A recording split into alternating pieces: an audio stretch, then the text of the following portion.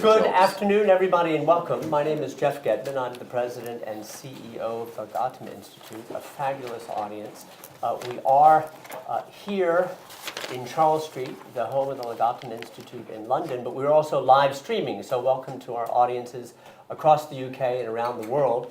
I'm asked to give a couple bits of housekeeping. First of all, and including because the live streaming, turn your mobile phones to silent, or off if you will.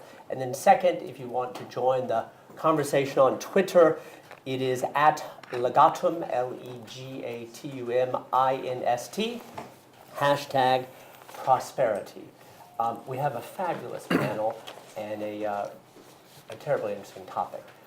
We're talking today about Africa, the subject of youth, demographics, opportunities and challenges. I think for anybody who is I'll just disclose, like me, a non-Africa expert who, however, reads the papers, whether it's the FT or The Economist or other publications in the last months and year or two, you are immediately taken with this debate, not for the first time. Is Africa rising? Or that other school that maintains not so fast, just a minute. As my colleague and friend Dan Shiro, who is a U.S. academic and a member of the Legatum Institute Advisory Group, puts it, there's probably no continent in the world that inspires us so much and then at times also breaks our hearts. It's an important subject, a fabulous group here. With me today to discuss this, I'm going to introduce from my right to left, James Schneider, editor-in-chief of Think Africa Press. Then to my immediate right, Anke Höfler, who is research officer at the Center for the Study of African Economies, University of Oxford. Then to my immediate left, Deborah Sporton, senior lecturer in human geography, University of Sheffield. And then finally, Elliot Green, to my far left, lecturer in development studies, London School of Economics. You have bios, they're on the web. These individuals are all leading experts, very prolific authors, and have lots to say at the subject at hand. Rules of the road today, I'm going to ask each panelist to kick things off and make an important point or argument or frame things, but if I could ask them to be, of course, rich in their comments, but relatively succinct so that we have opportunity for you all to ask each other questions, challenge assumptions, and that we have a good round with the audience. We're starting pretty punctually, and we're going to end 5:45 sharp, so that those who have the opportunity to be with us in person today can join us for a reception here at the Legatum Institute. The occasion today, of course, is the publication of the Global Prosperity Index of the Legatum Institute. I'm going to hold it up and invite you. This is, I'm colorblind, I think this is olive green. Is that kind of olive green? Olive green.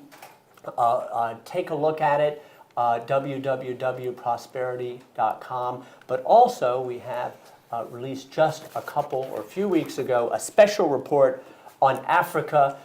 Take a look at that. Also look at www.li.com for Legatum Institute for a deeper dive on the subject at hand. So I'm going to call on you first, Deborah. You can start us where you like. There's lots to discuss. But would you set us up, frame the conversation a little bit, and get us going? Welcome. Okay, so I'm actually not going to speak very long. I'm just going to raise a few issues, a few points. So 40% of Africa's population is under 15, and in some countries over 50% are aged under 15. So we've got this population pyramid with an amazingly youthful population. And I guess the subject of this is whether it's a challenge rather than a threat, let's say, or an opportunity. Something that accompanies this, obviously, is the fact that many of these African countries and the continent as a whole have very high birth rates. So while we've got a youthful population, we've got high fertility rates. So the total fertility rate for Africa as a whole, that's the average number of children a woman would be expected to have, is around 4.8, nearly 5. And for countries such as Niger, it's 7.8. And Niger has 52% of its population under 15. So when we're talking about youthful populations, we're also talking about populations with very high birth rates. And I think one of the challenges really is that if this population is going to, if we're going to do something and encourage this population and encourage countries to develop, we have to reduce the birth rate. Significantly again for the discussion, there's a strong correlation between this youth bulge and fertility and poverty or prosperity. So the countries at the very bottom of the index have the largest bulge of young people and have the highest birth rates. And there's a link between poverty and high fertility. Women have lack of access to education. There are high rates of infant mortality amongst these groups. In rural subsistence societies, child labour is valued. So poverty and high fertility and this youth bulge go together. Even though some countries in Africa are recording economic growth rates of around 5%, many of these countries have obviously a youthful population, so per capita income is low. And in many of these countries as well, you've got high levels of inequality. However you measure it, whether you use Gini indices or whatever, it's only a small proportion of those populations who are actually accessing or gaining benefit from that wealth. And on the continent, 70% of the population live on less than $2 a day. So when we're thinking about this youth bulge, we need to associate it with the countries at the very bottom of that index and the challenge actually of raising prosperity for the whole populations. We need to be thinking about pro-poor policies. A couple of other points, quickly. Please, go ahead. If you have a couple to make them. Couple. So I guess the opportunity is we talk about a demographic dividend. Some of you will have heard of this before, where we can, with a youthful population, we can potentially achieve accelerated economic growth if we can move this group up into the working age group. But the problem is that we have very high birth rates. So in order to achieve the demographic dividend, there has to be sustained declines in fertility. And there has to be widespread voluntary family planning programs to take place in order to achieve this demographic dividend. So I think that's a major, major challenge. This has happened in Asia. We talk about the demographic dividends in Asia. We talk about it in Brazil. We talk about it in Thailand. But can it happen in Africa? And perhaps I'll leave that one open because I've got my own views. But Okay. Well, thank you. And thank you, for my part in saying toward the end there, widespread voluntary family planning. And I think there's lots to question and unpack there, but we're going to hold that for a moment. We're going to go to you, Elliot, and you're going to talk about urbanization. But anything else related, feel free to play off Deborah's comments, and then we'll go to the other panelists. Please. Yeah, it's my pleasure to be here, and actually a pleasure to follow on from that, because that actually leads very well into discussions about urbanization. One of the key facts about urbanization in Africa is that Africa is not, as often as perceived, urbanizing very rapidly.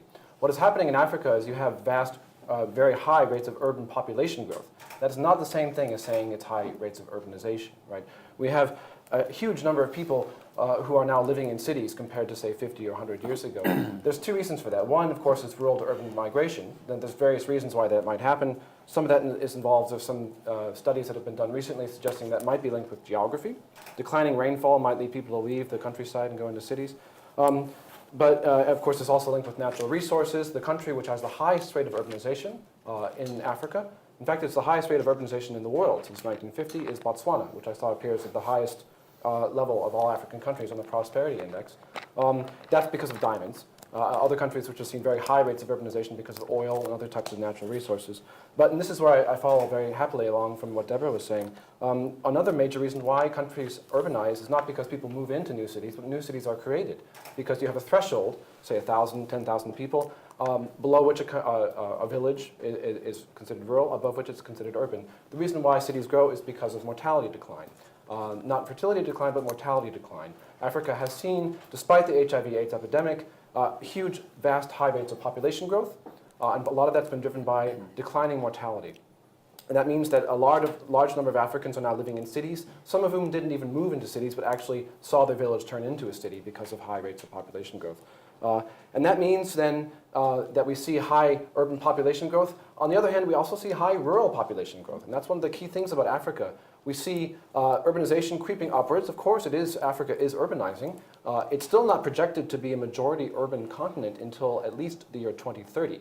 Right? We're still talking 2 decades away. It's going very slowly. You compare the history of urbanization in Africa to the history of urbanization in other parts of the world, it's far behind Latin America. Right? Latin America has urbanized over the course of the 20th century at a much higher rate of increase than, say, in Africa. The only exception to this is, of course, South Asia. And there's questions a lot about the data on percentage of people who live in urban areas in places like India, Sri Lanka, and Pakistan. So that's a really important thing to think about. Now, of course, what are the implications of that, especially as regards the youth bulge? One thing is that to say that we have very big cities in Africa, but we still have in those countries with very large cities, we're talking millions of people often living in slums in very bad conditions, we're still talking about countries that are majority rural. Some countries are not just majority rural, but vast majority rural. Some of the least urban countries in the world are in Africa. Burundi, Uganda, both are, I think, 85% or more rural still today. They are urbanizing, but very, very slow level, actually. Slow relative to their rate of population growth. Part of this, though, is to say that Africa could be urbanizing quicker if it weren't for the fact that a lot of African governments have tried to suppress urbanization. I don't mean necessarily suppress them in the sense of taking people living in urban areas and throwing them back in the countryside, although that has happened in some countries like Tanzania. But we've also seen countries which have deliberately tried to invest in rural areas rather than urban areas, not deal with the fact that we have bad infrastructure, bad sanitation, slums in urban areas, not deal with that fact, not trying to create good infrastructure, but instead focusing on rural areas instead.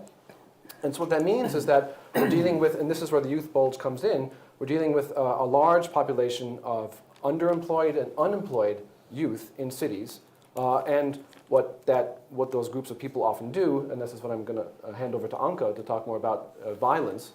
But a lot of the fact is that a lot of politics, a lot of opposition politics in Africa today is driven by unemployed or underemployed youth living in cities. Right? So a lot of histories of revolts, riots, not necessarily violent ones, often regarding various sub issues of subnational politics, issues around food riots, issues around transport riots. Recently, I think a year or two ago, there was a series of riots in Maputo in Mozambique dealing with the fact that bus prices rose by the equivalent of a few pence only. But that was enough to make people riot and protest and cause a lot of property damage in Maputo. So these have vast implications, right? And this is something that's not going to go away, partially because of what Deborah said, the fact that fertility rate is declining, albeit very, very slowly. Uganda, as I said a few minutes ago, 85% rural. The fertility rate in Uganda in the 1960s was around 6.9 births per woman on average, right? It's declined recently to about 6. Very, very slow decline. We're still talking huge population growth. And as long as that continues, and it will continue for the foreseeable future, then we're going to see huge rural population growth and large problems with under and unemployment within African cities. So I'll leave it there. Elliot, thank you. Great introduction. Our prosperity index, our global prosperity index, also our regional Africa index, it uses a methodology that concentrates on 8 sub-indices, because part of our inquiry is to further discover and examine what are the drivers of prosperity, or what restrains prosperity. And we have the 8, including things like governance and social capital and education and entrepreneurship and opportunity, and something that's come up already, safety and security, which is critical. And Anka, I think you have something to say about that. Please. Thank you. So I've already had a look at the light blue report, Insight on Africa Special Report. And one sentence in particular sort of stood out for me. So I'll just read this out slowly. For any real long-term development to begin, safety and stability is crucial. And once that stability has been established, it is effective governance through stable institutions that will allow it to continue. So it's about security and governance. And so these are the 2 issues that I'm going to address briefly in this opening statement. So if we take security first, so there's of course a lot of intrastate violence. So wars between countries are worldwide not very frequent any longer, and the same is for Africa. So it's within the state. So there's a lot of large-scale armed violent conflict, and there's civil war. And the youth bulge sort of, so who fights are young men. And so if you've got a youth bulge, maybe you get more of this armed conflict. And that's true. That's sort of statistical evidence sort of shows that quite clearly, but not necessarily war. So you get violence, but not the really big conflict. There are other factors that really drive those sort of conflicts. Just having a lot of young men doesn't do it. So then, of course, young men are also very often involved in crime, individual crime or organized crime. And I think in particular this sort of drug trafficking that Latin America is sort of well known for into the United States now happens to Europe through West Africa. And so I think this is a sort of whole new area of concern that I'd have where a lot of young people are involved in. Then young people also join extremists. This is not so much a southern African phenomenon, but more a sort of northern part of Africa. So the jihadist movements, Mali, the most recent example, or Somalia, or the recent Kenyan siege. So that's a few issues about sort of intrastate violence. And then there is personal security. So in virtually all of these countries, homicide rates are much higher. Physical assault is much higher. Sexual violence is much higher.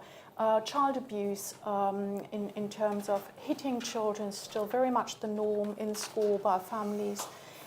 Sexual violence, as I said, very often against children. Maybe a lot of Africans wouldn't see it like this because women are married off very young girls, really, with all the health implications that very often has. And there's still a lot of hate crimes. Homosexuality, for example, is illegal in quite a few countries. So what Steven Pinker calls in his new book, his book on violence, the rights revolution really hasn't happened in Africa, because everywhere else, all these sort of facets of violence, from homicides to wife battering, has gone down in Western societies. And he sort of explains this through a rights revolution, from the civil rights to women's rights down to animal rights. He goes through all these sort of different initiatives we've seen and movements we've seen throughout the past decades. And Africa hasn't really seen this. And we are also not terribly well informed about what's really going on in terms of violence, because victimization surveys, that's sort of when you ask people, what have you experienced and what are your perceptions of violence? And so, for example, a few surveys I've seen, there are a lot of women who sort of say it's okay for a husband to sort of chastise his wife. Okay, so this is a few things on security. Obviously, personal and personal security and security within the state go together, because very often you join a group because it can provide security, strangely enough, or access to healthcare or education. And it's very difficult to sort of not be part of this. In South Sudan, for example, a lot of young men only got education because it was provided by the rebels, and the rebels provided it because it was a good recruitment ground. So if we talk about good governance then, so once we have security, good governance will then sort of give us prosperity. And we know that democracy and income are sort of closely linked. There's a huge literature about this, and we can sort of talk a little bit more in detail about it. And Africa's had a fourth wave of democratization. After the Soviet Union collapsed, we've had a huge wave of instant democratization in sub-Saharan Africa. And virtually all countries now hold elections. Eritrea is one of the exceptions, for example. But are these elections free and fair? Do citizens really hold their governments to account in these elections? We find that only about 20% of all African elections have been free and fair. The rest are elections that are held with huge flaws. And they're not designed to sort of hold government to account or actually bring a change of government about. What about the young? What about their voting behaviour? Are things going to change now that we've got all these sort of young Africans coming through? And Afrobarometer has done some study on this, and they sort of say that the African young vote less. And that really mirrors their Western counterparts. In what they don't mirror them is they don't protest. They don't protest as much as Western youths, which I found quite surprising. They do tend to support the opposition movement more. So in the West, it's very often left. The youth supports the left, but in Africa, this is slightly different. They tend to support the opposition, and they tend to be more non-partisan. Let me conclude that I do believe that institutions do matter for growth and then accumulated higher income. The election quality is of real importance.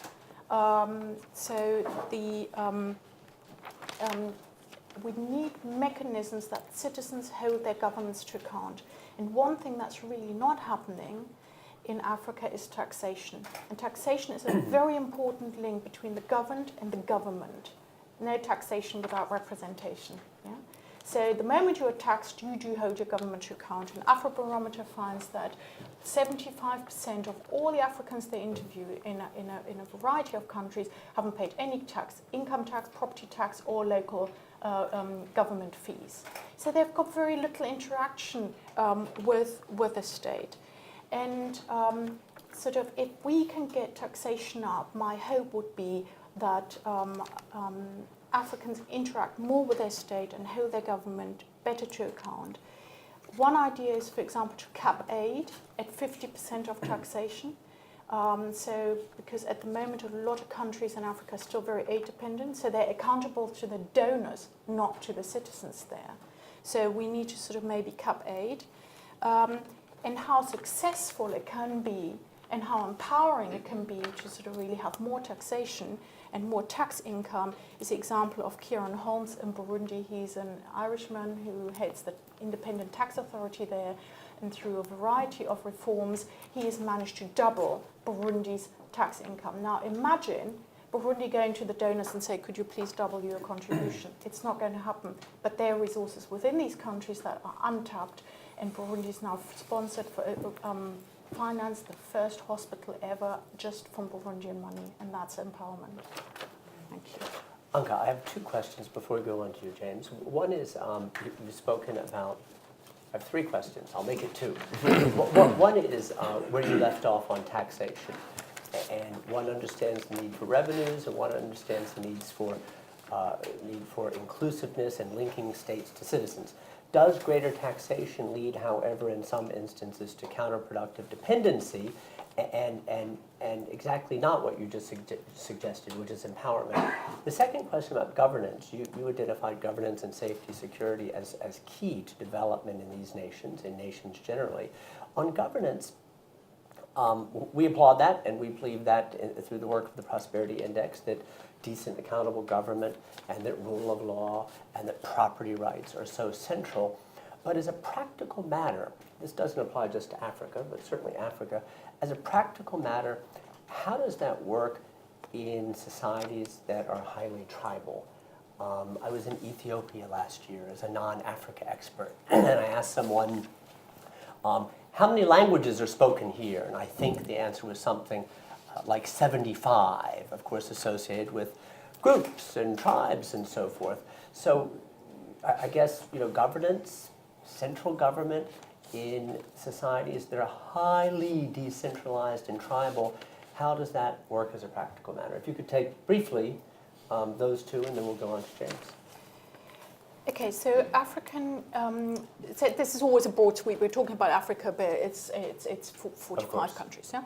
So it differs from country to country, but you're right, they're extremely heterogeneous societies. And they've been formed according to sort of European models, where European states were really very homogeneous. So a lot of big state ideas come from Europe. So Africa is big state, but very heterogeneous. If you take the other model, it's the United States, which is heterogeneous but small state. And so maybe Africa is going exactly wrong there to sort of have a model that doesn't correspond to either of the sort of successes in the West. You say it's highly tribal. There's a lot of ethnic voting still going on. The sort of whole idea that your member of parliament delivers a patronage good to you rather than a public good is sort of still really, really prevalent. And so maybe voting systems with first past the post aren't very conducive to this, just an idea. And then state building can work. So the most heterogeneous country is Tanzania. And Tanzania has never had large-scale armed conflict. And it's got very low crime rates still. Neighbouring Kenya, and they've had a socialist, and you're quite clear in your report here, they have had a sort of socialist past, but they've had a really strong effort at state building. Yeah, we are Tanzanian first. Kenya next door has virtually got the same people. Yeah, some people actually live, some of these tribes, you call them, live in Kenya, in Tanzania. Kenya has had large-scale armed violence, 2008 elections, for example. It's got an extremely high crime rate. And so why is that the case? Kenya's never had a real effort at state building. So it can be done. What about the subject of taxation and how one has an orderly, decent, accountable, healthy government, but which links to citizenry without creating dependence that reduces empowerment and self-reliance and so forth? What about that? Okay, I think in given that tax income is so low, I don't really see this. This is a big problem at the moment. So we're not going to be Denmark tomorrow in any of these countries. So this is a long way off. Thank you, James. You are invited to say whatever you want. However, I have a question for you. I could have asked this of any of the panelists.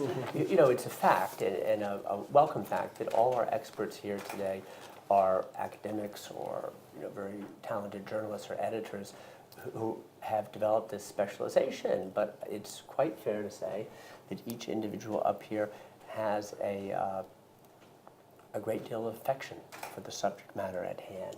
And so I'm asking you the question, James. You've been a student of theology. Mm-hmm. You are an expert, an editor and writer on political economy. But if I may ask you, why your passion for Africa? Just because it's interesting.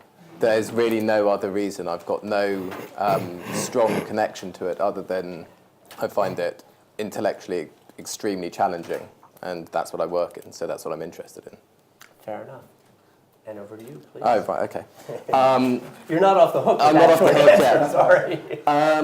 So I thought I'd pick up on some of the issues raised beforehand, specifically to do with this big youth bulge and whether there's going to be a demographic dividend. So part of the Africa Rising narrative is that because in the Asian tigers there was this youth bulge where there's a lower number of dependents to the amount of workforce, and that they saw very rapid economic growth and economic development, that Africa is going to see the same thing, and that all of these young people are going to have jobs provided for them. And I've got, on that front, I think some bad news. I don't think the jobs are going to be provided for them. And I think it for 4 reasons, but I'll stick to 3 for brevity. Firstly, the main story in the last decade for, at least in the African economies, has been about commodities. People are excited about the potential for manufacturing and the potential for other things. But if you look at the percentage of GDP from manufacturing, it's the same now as it was in 1995. It's 5%. There's no manufacturing taking place on a large scale. And if you look at the growth over the last decade, it's based in commodities, and that could be fine. But that has 2 real big problems. One, it's based in commodities, not because more commodities are being exported, but because commodity prices have gone up. This is a real problem. Secondly, the kind of political and economic structures that a commodity-dependent economy creates with poor governance and poor accountability is one that disincentivizes the creation of viable light manufacturing and the kind of labor-absorbing industries which we associate with development and are so needed to provide jobs for these hundreds and hundreds of millions of young people.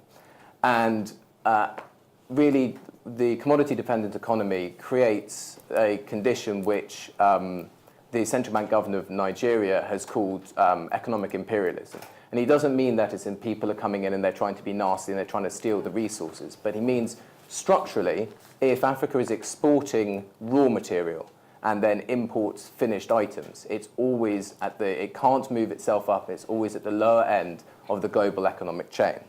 And secondly, it creates a particular kind of business and political environment where people don't make money from innovating, creating new businesses, creating new productive businesses and increasing the productive capacities, but they tend to make money from extracting rents. So again, Sanusi, the Nigerian central bank governor, this is a direct quote, said that more than 70% of Nigeria's businessmen are, quote, rent-seeking parasites. And this is the kind of political structure that's created by it. Then secondly, in terms of the people look hopefully towards the Asian example with their youth bulge and look at the demographic dividend. But one point is missed out, which I think is quite key. Something that they had along with the youthful population is they, especially with the Asian tigers, they tended to have privileged access to developed markets for both technology and to sell their goods. So primarily this was for political reasons. After World War II. And I don't see, I mean, there are a few examples where it's trying to go the other way. So America has the Africa Growth and Opportunity Act.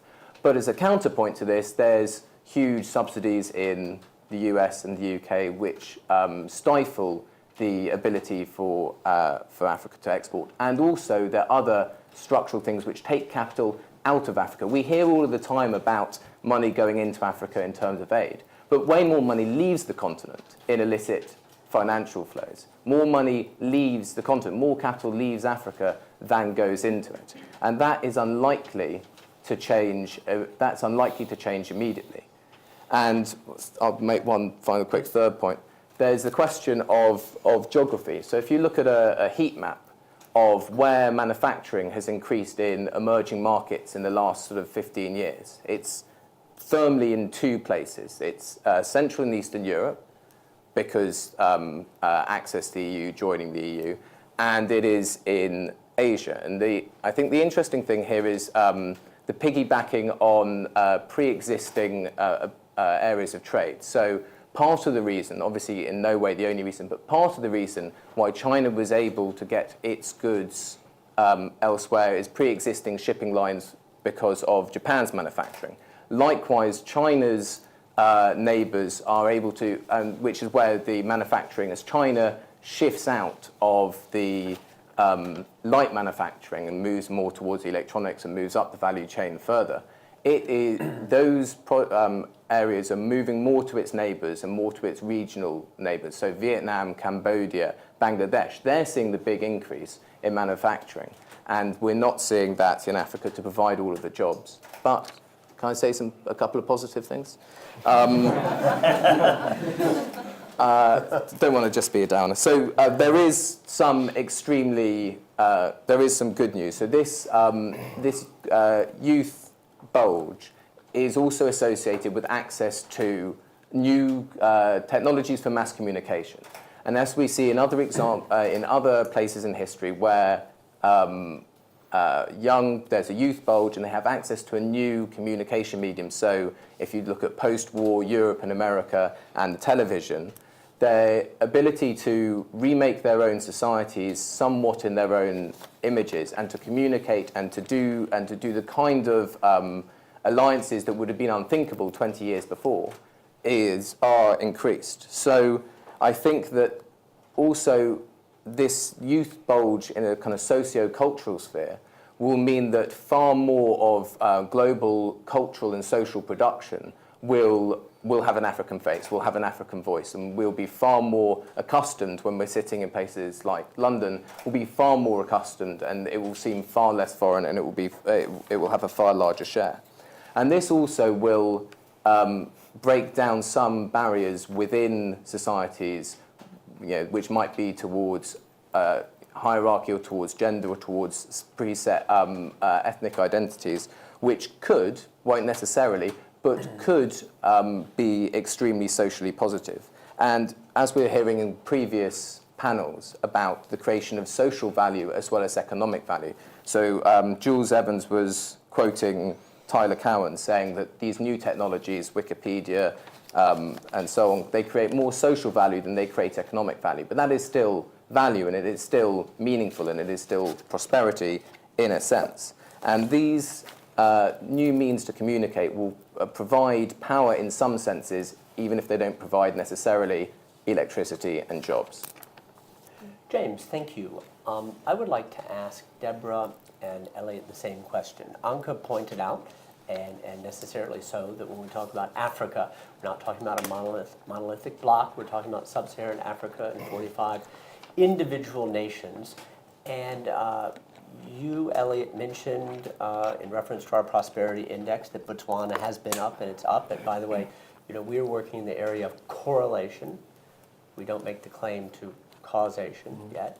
And in the area of correlation, Botswana fares in our findings very well off in terms of governance, also entrepreneurship and opportunity, the ability to start a business and create jobs and so forth. So the question to Deborah first and then Elliot second. Tell us, as we look at this group of 45 nations, pick one, pick two, pick three, tell us something, give us examples of those countries specifically that are doing fairly well, and tell us a little bit about why, in your view, or what advantages they have, and then those that are not doing well, and what disadvantages, or maybe arguably what they're doing wrong. So we get a little more specificity beyond Africa. Okay, I'll start. Botswana is a country I know very well. Perfect. So we'll start off with Botswana. Botswana is top of your governance ranking. Botswana has, and we talked about ethnicity and we talked about tribes. Botswana has an interesting system of governance, as does Namibia, because it has overlapping systems of governance where the traditional authorities and the parliament, the new constitution sit together.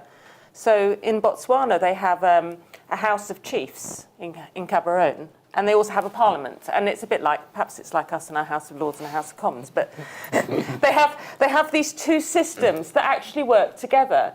And traditional authorities in many countries in southern Africa that I'm familiar with actually operate together, and they work in harmony. There's not one doesn't necessarily take priority over the other, and sometimes it is an uneasy relationship, but they do coexist. So you have traditional rule and traditional law, and you also have a new constitution with a parliament, with a member of parliament, and who works with elected leaders. The other thing about Botswana is it's very rich.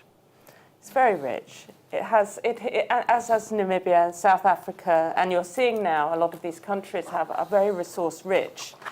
And that money enables them to invest in healthcare, to buy antiretroviral drugs for those people who are suffering from HIV, to implement large-scale schooling programs, to set up a university, and to do a lot of things that some of the poorer countries are unable to do. So they do actually distribute resources. Resources go through companies. Could you unpack that a little bit? Because I'm not against rich, and rich matters. And if you give me resources, I'll take that versus the opposite. It's wealthy. But unpack that a little bit, because Saudi Arabia is rich, and countries like Israel have a lot of sand and not much water. So it's the classic conversation about resources, blessing and curse. But in reference to Africa, there are other African nations, one will come to mind in a second, which are oil rich and yet terribly poor. Tell us a little bit about the balance and why it works in one to disadvantage and in another case to advantage, to have resources. Well, because it's a democracy, it's a system of governance. Governance is good in Botswana, in Saudi Arabia. Yeah, democracy was in place exactly as you described before the diamonds were found. And I think that's very important. Norway also made the most of it because it was an established democracy before the oil was found. So you can have an agreement in society what you want to do with it. And it matters what type of resource. So these are kimberlite deposits, so you get De Beers in, and if necessary with an army, you can sort of just police that mine, deep mining this is, kimberlite deposit. If you have alluvial diamonds like in Angola and in Sierra Leone, where you basically have small entrepreneurs, a man with a shovel and a sieve to sort of look for them in old riverbeds, it's much more difficult to police. And these countries have had a sort of slippery slide from multi-party democracy with the diamonds that were already found and known, and the multi-party democracy at the onset of independence never took off. Yeah, and it got worse and worse, and it slipped and slid into a horrific civil war then. So it depends what sort of resources, who comes and mines them, and whether democracy, historically, what came first. Good, thank you. Elliot, so again, to some measure, maybe to a large extent, governance, decency, transparency, accountability matter. Yeah. You stole my example. Botswana is a great example. I could talk about Botswana all day. I did some field work there last year. But I was going to focus on another country, and that goes back to your question you asked Anka a few minutes ago about tribal politics, and that reminded me of course, nobody would deny that Africa is extremely ethnically diverse. What's interesting, though, is to think about Africa in relation to Europe in a sense. One of my favorite books on European history is a book called Peasants into Frenchmen by Eugene Weber, published in the 1970s.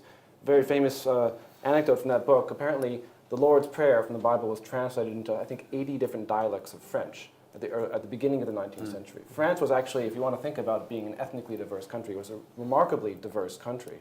Up until the late 19th century, we can talk about Italy, Spain, other countries across Western Europe in the same sense. What happened, of course, is we saw modernization, urbanization, industrialization, the creation of modern states, education, all things that tend to homogenize populations, which we haven't really seen in Africa. We've seen attempts to do that. A lot of these attempts have failed, and that brings me to the country that I will talk about, which is Ethiopia. Of course, in Ethiopia in the 20th century, before the revolution, before the fall of the monarchy, under Haile Selassie, the emperor, did attempt very much along European-style nation building. He wanted to create a state which was religiously homogenous and linguistically homogenous, Amharic and Ethiopian Orthodox. And that was a complete failure. And that led to massive breakdown, civil war, famine, vast amounts of violence. And of course, what's happened since the early 1990s is Ethiopian rulers under Meles Zenawi and then now his successor, have realized actually that was actually a bad way to go, and that led towards this emphasis on ethnic federalism. Now, Ethiopia is by no means a perfect country in any shape or form. It's still extremely poor. There's still a lot of violence, especially in the eastern regions around Somalia. But it has to be said, this is probably the best form of government they've ever had. We have a system of ethnic federalism governed along lines that allowed Eritrea to secede from the country. It's actually written to the constitution of Ethiopia that any state can secede with proper constitutional procedure. A lot of decentralization has taken place in Ethiopia. Ethiopia is one of the few really important examples where we've seen economic growth in an African country which is not reliant upon natural resources. That's actually quite an important point to make. A lot of the times we talk about Africa in the last 10, 15 years being growing, but it's all because of natural resource growth. Botswana, Nigeria, Gabon, the whole of the central part of Africa, which is covered with oil, Equatorial Guinea, Cameroon, et cetera, et cetera. But actually, Ethiopia does not have oil, does not have diamonds, but it has seen large amounts of economic growth. It has seen poverty reduction. It has seen increases in health and education. And it's done so under not a perfect democratic system, but under one that has set out a form of ethnic federalism which has been quite successful. And that goes again to what Anka was saying. This is a country which has seen decades of violence from the government, against the government, civil war from all sides, secession with Eritrea. And basically what we've seen, again, not perfect, but we've seen a relative stability in the last 20 years in Ethiopia, and that's produced a large amount of economic growth. Thank you. James, would you like to have a crack at the same question? Pick a nation in sub-Saharan Africa that's doing well, know that it's doing less well, and then give some ideas of why, in your view? Yes, okay, I'll take Nigeria and Ghana. So Nigeria has had very strong growth, headline growth over the last decade, 6-7%, and this has been a disaster for the economy and for the people. I know that sounds counterintuitive, but absolute poverty levels have gone up rather than down over the last decade by something like 6.5% more people living in absolute poverty than before. And as Sanka was saying, it comes down to how the economic and political governance is structured. So in Nigeria, which is oil-based economy, the government operates from oil. There is the problem of the Dutch disease, whereby all investment goes into the either exploration or control over these resources, which can make some people and do make some people extremely rich. But there are not the, even though there are elections and even though there is, there are elements of democracy in their political system, there is not the ability for, there's not sufficient accountability and transparency so that those resources can be managed to diversify the economy towards improving their agriculture sector, which used to be very good before they found oil and suffered the Dutch disease, and towards light manufacturing. Then Ghana's recently found oil, recently started exporting, and there's a big difference. So it takes place in a country which has had peaceful transfers of power in extremely close elections. I mean, as close as Gore v. Bush, and one side went, okay, fine, we'll leave, and the other side takes over. Or the most recent election, where one side thought that they had been cheated out of it, they took it to court. The court said you weren't cheated, and that was it. They laid down, and within that there's increased accountability and there's increased transparency with how that sector is managed. So the Ghanaian oil sector, anyway, one, it's not the main driver in the economy. Ghana's growth has mainly been from agriculture over the last 10 years. And whilst it may still cause problems, there's increased transparency, there's less inherent corruption within the system.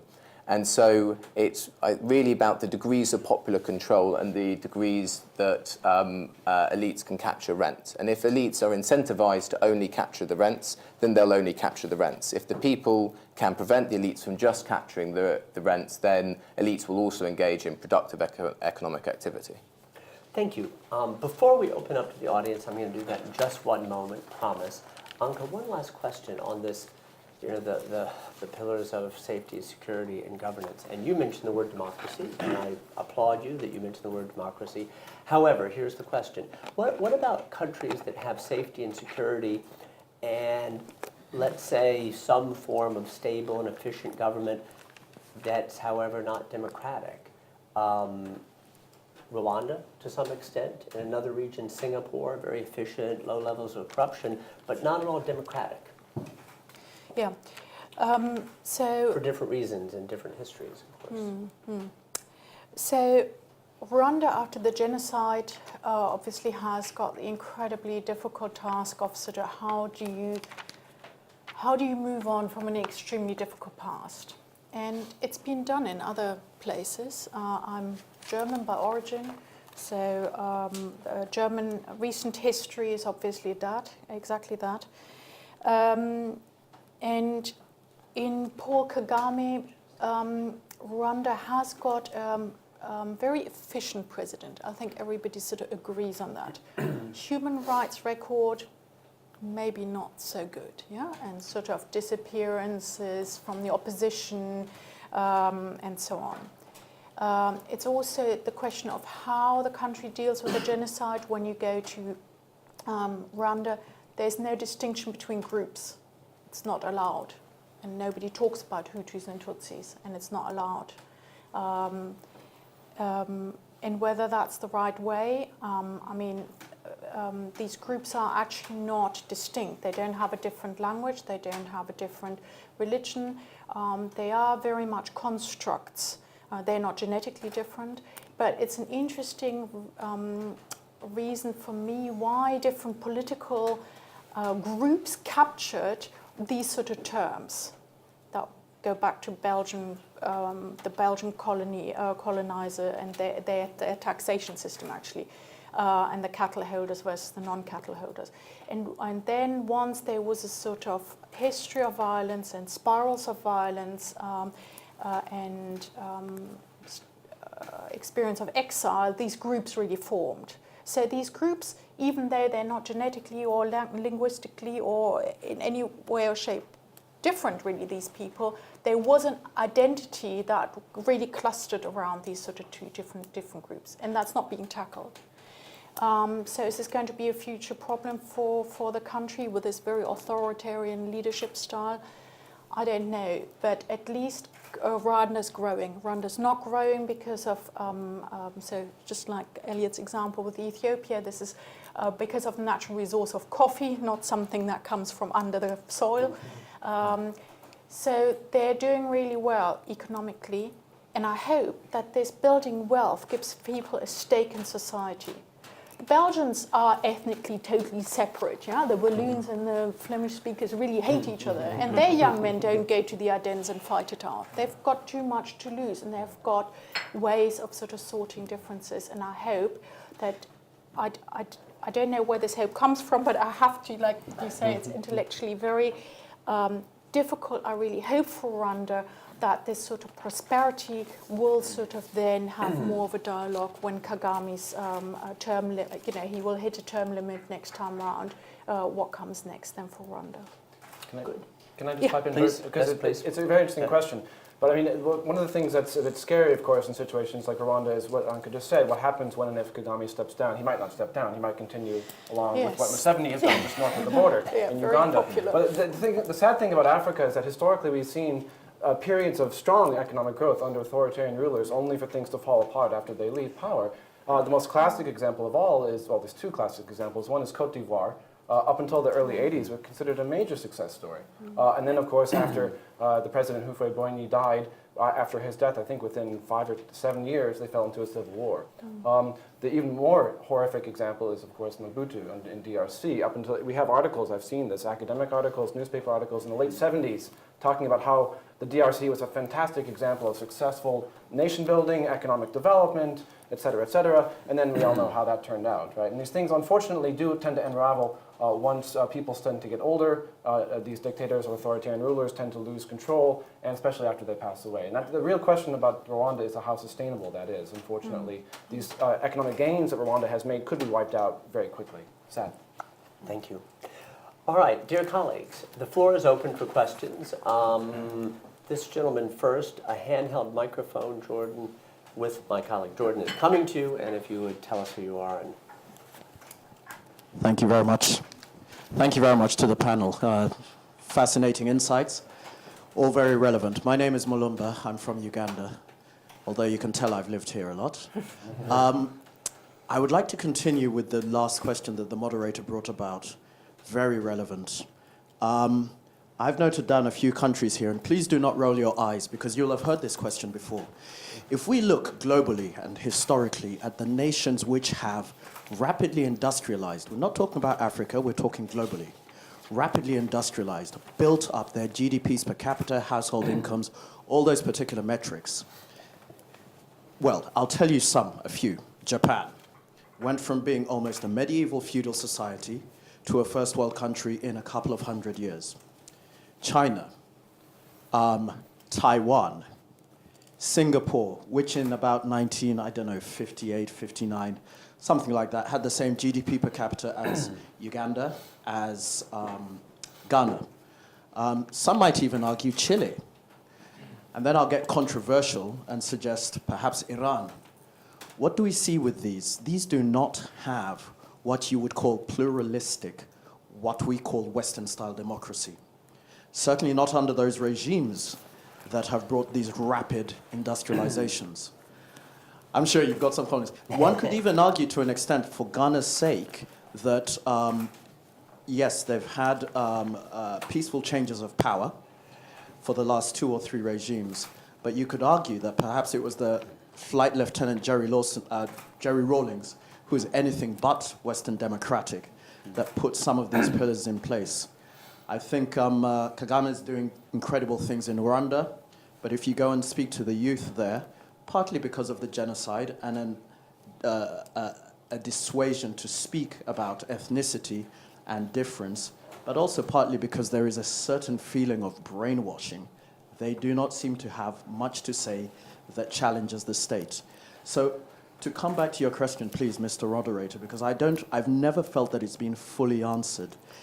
Do we need pluralistic Western-style democracy in order to get increases in GDP per capita, all these sorts of things that we generally believe are good, Millennium Development Goals, building human capital?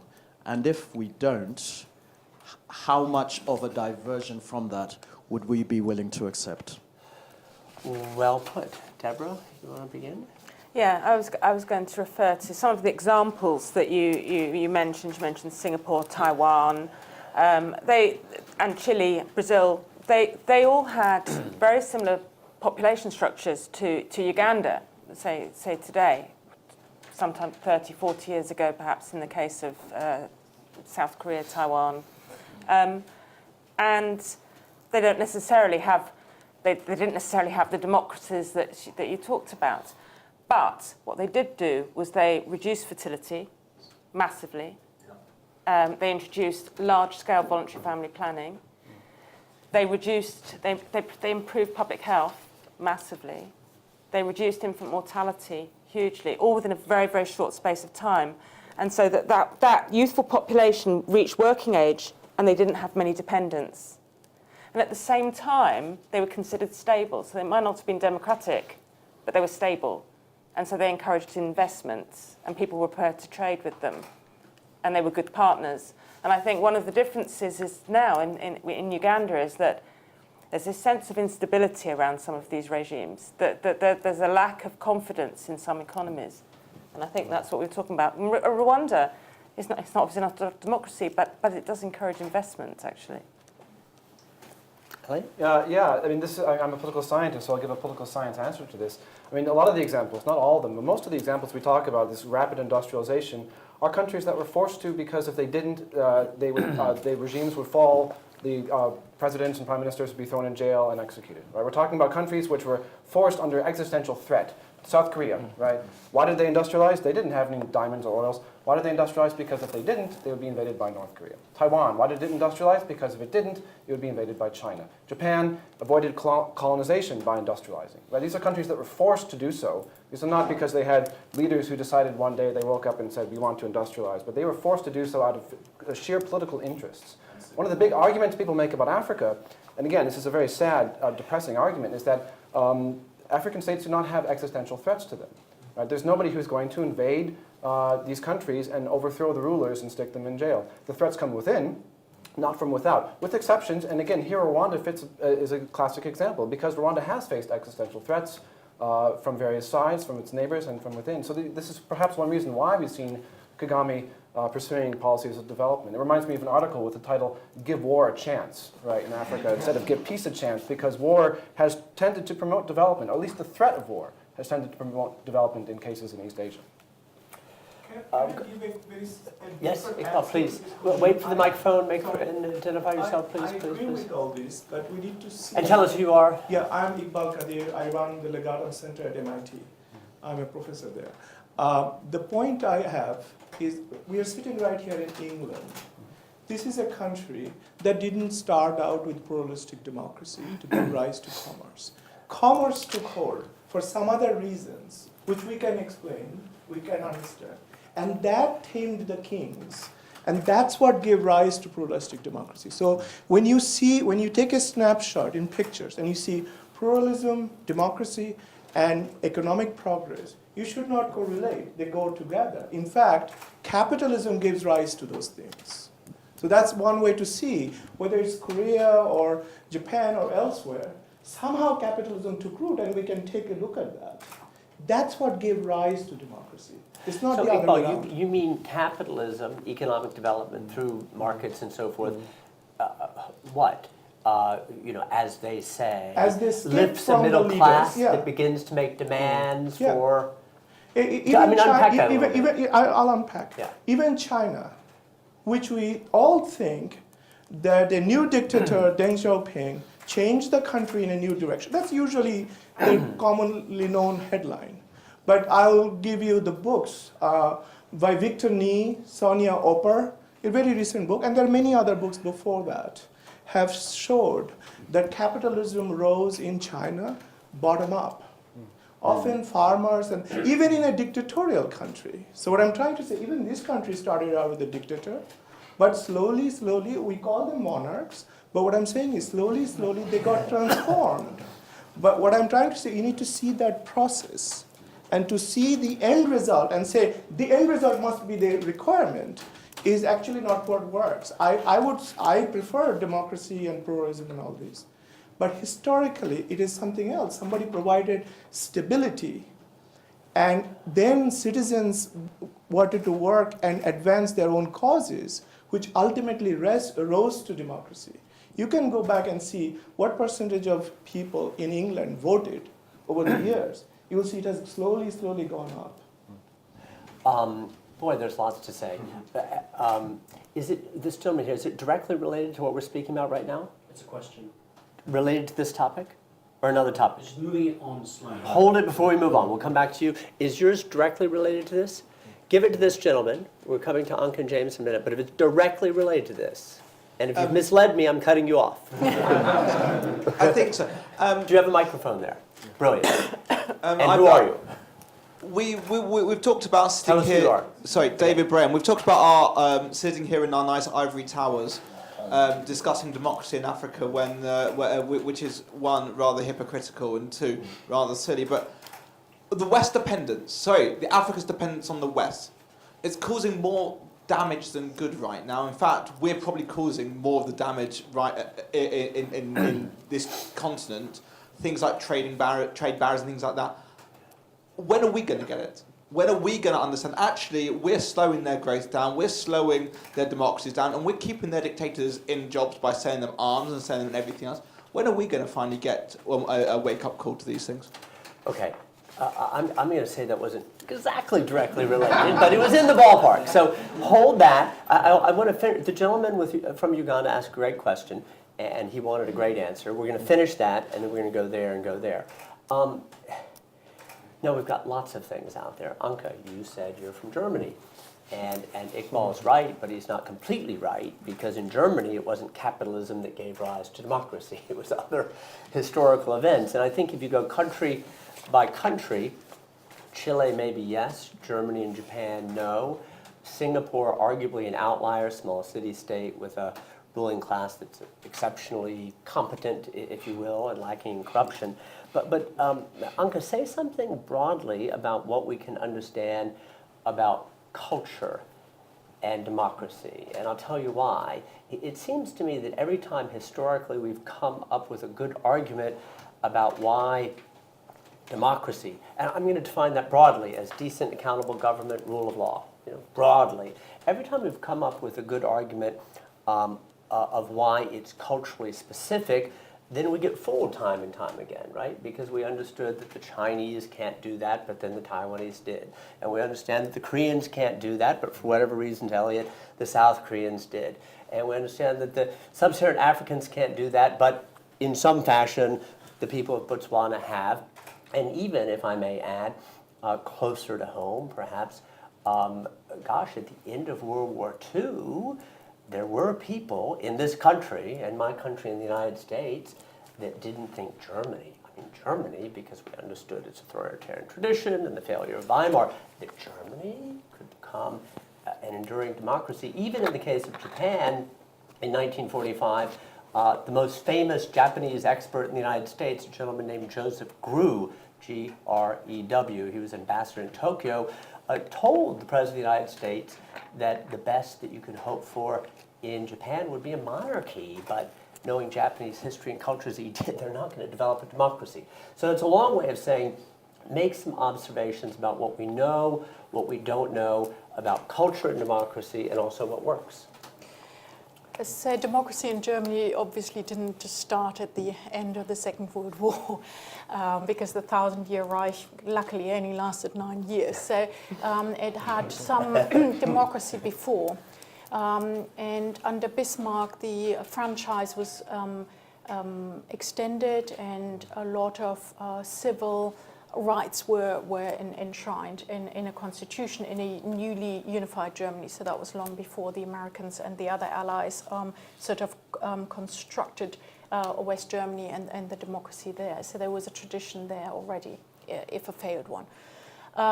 So the sort of how do countries actually democratize and industrialize? So the proponent of the modernization hypothesis, so we've got capitalist markets and that sort of leads to democracy, is exactly that. But in the UK or in England with a very long tradition, or probably the longest tradition of democracy, I mean, it started with habeas corpus. This was a long time before any industrialization was on the horizon. So yes, the good things go together, the high income and the democracy, but what starts what is a big debate, which we're now having. But let's put that to one side and sort of say, okay, in the UK, in Germany, wherever, the franchise was extended through whatever means, external, internal pressure. But we cannot start there in Africa. You can't sort of say, oh, let's start with a few elders and no women to vote. And, you know, all of this sort of that modern countries have. We can't do this. One person, one vote. This is where we've got to start off with. And there is no alternative. I don't see any alternative to it.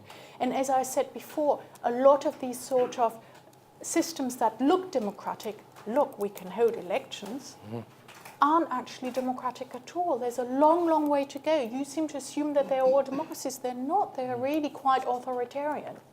But there's some authoritarian regimes that deliver on public goods, yeah, as outlined earlier by Deborah, and some regimes don't. And so you've got to sort of maybe ask Tim Besley at the London School of Economics, who's had a look at autocracies, who delivers and who doesn't. Thank you. James, we're going to shift and move on a little bit, if I may, to the gentleman's question. I'm summarizing. We Western nations, our aid policies, our protectionism, we do more harm than good. Yes. Thank you. No. Let him say 2 sentences about yes, and then you get 2 sentences on no. But James. There's one way in which it's harm. Did I say rephrase it? Well, I'm saying we do more harm than good, but yes, there are also correct. ways in which we do good. Okay, so ways in which we do more harm than good are the international legal and tax structure makes it incredibly easy for money to leave, capital to leave African states, which should rightly be used for economic, social, and other development in those countries. And it's very easy for it to leave because nice people who wear nice suits will do business for them. And we have legal structures that allow this to happen. And this is an enormous moral problem. Then we have, as has been stated, there are problems with subsidies, there are problems with market access. And we also, it has to be said, part of the problems that exist in these countries, not all of the problems, but part of them are a historical legacy of a particular type of engagement, which was an aggressive and one-way and non-developmental engagement, which was colonialism and its immediate aftermath. And we haven't suddenly reversed all of that. But to say, saying all of that, that doesn't mean that every single time the West does anything in any particular country, it is bad. It is definitely significantly more mixed than that. Okay, Anka, hold your emphatic, wait a minute, for a minute. I want to get at least 1 or 2 more in from the audience and then give our panelists a chance to round this off. This gentleman here who wanted to move us in a different direction, you're invited. Hello, my name is Ben Judah, I'm a journalist. What policies could we do in Britain and in other major financial centres to make it harder for this shocking fact that more money leaves Africa than comes in, to make that a little bit harder? What could we do to make life a little bit more difficult for African dictators who are parking their money in neighbouring buildings in Mayfair? We delete that last comment. What we're going to do, hold on that, because we're going to run out of time soon. Let me bundle 2 or 3 together, and I'm going to ask each panelist to pick up 1 or 2. Jonathan, the microphone coming your way. Wait. And tell us who you are. And be succinct, please. You always tell me that, but nobody else. I don't know why. Jonathan Paris, political analyst. Elliot, you started off with a contrarian remark that Africa is not urbanizing. Could you just sub-aggregate a little bit? Is Southern Africa growing less than the rest of Africa? If so, why is South Africa, for instance, having a low rate? Is it productivity and development, et cetera? And can you just go up from Southern Africa and tell us regionally how you see a demography playing out in the next 20 years? And Jonathan, that was succinct. Let me take 2 more. This gentleman here, and then someone's hand, yes, and then all the way back toward the corner. But this gentleman, well, then we have 3 more. Please, 1, 2, 3, go ahead. Okay. So I recently... Tell us who you are. Alexei Britsky, I'm Venture Capital Advisory. I recently read the report who prepared analytics for the Russian government about potential social unrest in the world. And the report said that the next Arab Spring could happen actually in tropical Africa, and is based on mathematical modeling, and actually predicted the previous Arab Spring in Syria and other countries. So my question to the audience, what are the views on tropical Africa, and what is the threat of Arab Spring will spread into this highly important part of Africa and continent? Thank you. The gentleman 2 rows behind you. Thank you, Robin Ashby. I've come this evening because I saw a Legatum flyer and it talked about population growth, the demographic point, more like a demographic time bomb perhaps, coupled with the recent incident where illegal economic migrants sank off North Africa. And some of these people had trekked all the way from West Africa to North Africa to get on a boat to try to get into the European Union.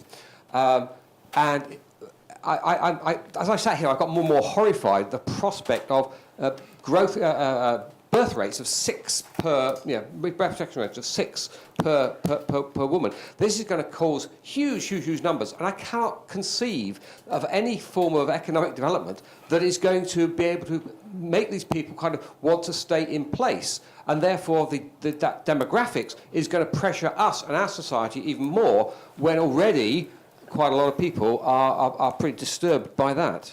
Thank you. Thank you very much. One last one from the floor. Jordan, the lady who's all the way back. You have a microphone? You're ready to go, please. Yes. Good evening. My name is Kat Tully. I'd like to thank all the panellists for such interesting and different contributions. I have a very simple question, which is, from a geopolitical perspective, the numbers in terms of populations of the African countries are so small that even with a large percentage increase, they don't really become very large. It's really Nigeria that suddenly goes from being a medium-sized state to actually being a real global player, if you look at the trends 20 years out.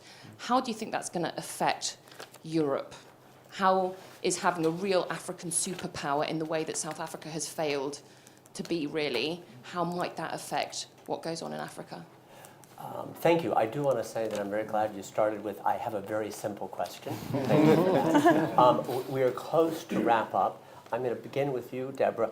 I'm asking you, suggesting, do not feel obligated to answer or take up each and everything that's been said or asked in the last 10 minutes, but pick 1 or 2, tackle them, and then we'll do the round here.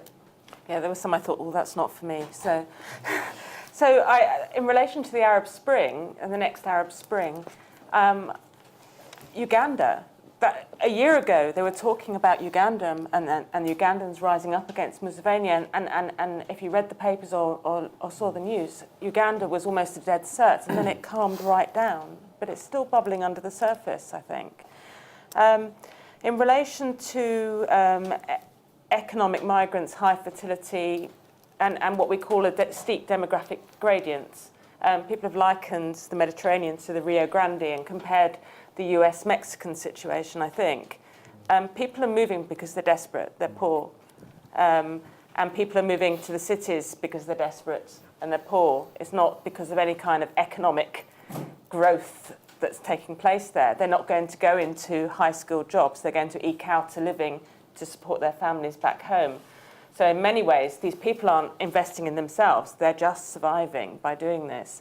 And I think only when there are pro-poor policies in many of these countries that tackle underlying issues relating to gender relationships, that women have control of their own reproductive, their own reproduction, that allow women, and we haven't talked about schooling, but allow women to go to school and therefore have access to family planning and extend and enter the workforce. Only when there are those sorts of changes, more equitable policies and pro-poor policies, will this pressure, will this gradient reduce? Thank you. Elliot? Yeah, it's always a pleasure to come after you because I can build on all the points that you've raised. Because again, I'll answer Jonathan's question about urbanization. Yeah, urbanization by region in Africa, it's important to segregate. Southern Africa, of course, is the most urban part of the continent. It's also the part that tends to have the lowest rate of growth just because it's already quite urban. Western Africa, West Africa, especially coastal West Africa, really is the part of Africa that really is rapidly urbanizing in terms of percentage and absolute numbers. Nigeria, of course, being a classic example, but all across, all the way up to Senegal. The part of Africa that's most concerning, though, in terms of the lowest level of urbanization is in Central and Eastern Africa. And that's where we're not seeing, as I said, I already mentioned Burundi and Uganda in that sense, DRC, Tanzania, et cetera.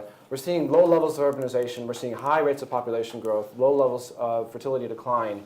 And that really kind of links into the question raised before the gentleman at the back about Western the fact that Western aid has done so little, and you can say, of course, that's very true in many ways, absolutely. But one thing we can certainly agree on is that Western aid towards health issues is extremely important and shouldn't be neglected.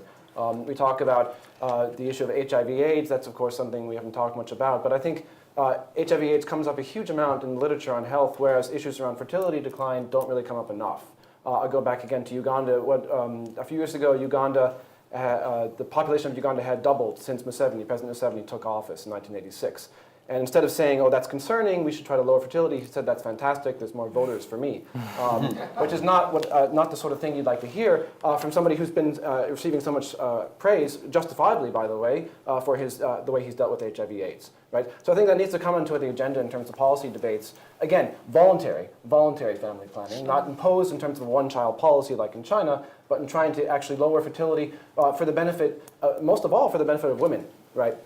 Going back to discussions of democratization, women who have fewer children generally are more participatory for obvious reasons. They can do other things than just rearing children. They can enter the workforce, they can enter politics, they can take broader part in society, they become better informed, better voters, better citizens, right? So in terms of lowering fertility, that has a huge impact on the quality of democracy we see in Africa as well. Thank you. Anka, replies to what we've heard from the audience, or Okay, final thoughts? I'm happy to answer any of these sort of questions, but let me pick the migration question, Lampedusa. About 3% of the world's population don't live in the country where they were born. And that 3% hasn't changed over the past 5 decades. Of course, we now have 7 billion people, so it's a larger absolute number. So people who migrate. People migrate for all sorts of reasons. Civil war in Syria, for example, but then there's also economic migration. And the very poor actually don't migrate. They can't afford to go anywhere. They've got to pay these people to get them across the Sahara, $2,000 thereabouts. Yeah? So it's an investment. Migration is an investment. And the very poor are trapped where they are. So we're going to have pockets of extreme poverty because the ones that can just about afford to migrate go to the urban areas or to another country. Now, this problem has been there for a long time, that African migrants go to Libya, and Gaddafi and the Berlusconi regime had a very good understanding that Libya would police this and that these people would not come to Italy. And so now both regimes are gone. These African migrants from all over Africa are actually getting on boats and coming. And they set foot onto Lampedusa, which is the EU, and then all the human rights that sort of come into force. We don't really care about these people as long as they're in, Mali, but the moment they're in Lampedusa, they're somehow different. We really care about them then. So that's got to change. We've got international agreements on debt, on aid, on trade, but not on migration. We really, really have got, development is about Burundians in Burundi, not about Burundians somewhere else. So that's our concept, and maybe that's got to shift, or we need to start having a sort of open, honest debate about this. This is a European issue, and Europe needs to, so what Italy does at the moment is they give them a welcome fund, which they use for a train ticket to get into another Schengen country, usually Germany. Yeah. So, but what is Italy going to do? I mean, they can't take all of them. So it's a European. Europe's been extremely weak on this.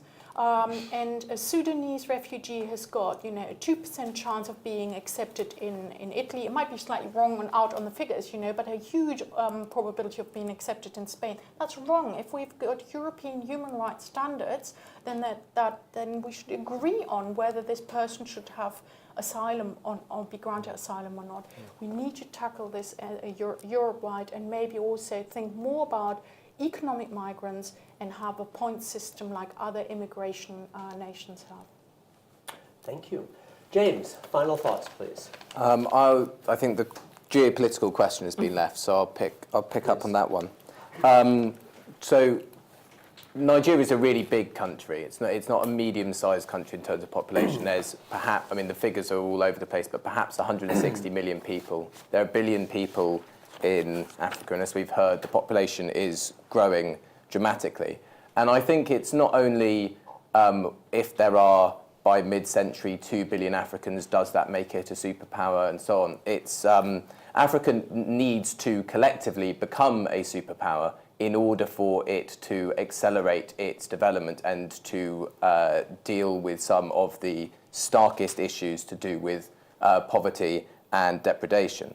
And to do this, it needs to sort of do three things. One, it needs to become an internal market itself. The amount of African goods that are bought in other African countries is negligible. It's 10%. Basically, African trade goes out, and it doesn't keep any of the value, or it doesn't keep enough of the value at home. To do this, there needs to be much greater political solidarity between different African states when they're dealing with other international institutions in order to get a fairer share of whatever negotiation is going on. Right now, extremely important is climate change because it's going to disproportionately affect the African continent, and this is required. And then thirdly, going back to my slightly hopeful bit about the development of new socio-cultural, using new technology and creating new identity, through this, there is the ability to come up with new ways for accountability, but also new ways for participation. There's been a lot of discussion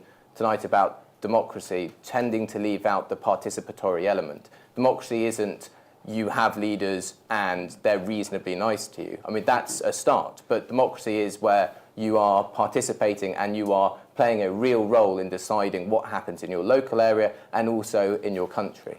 And if these three things are taken together, then Africa can be a superpower, and you can have an African century in 150 years' time.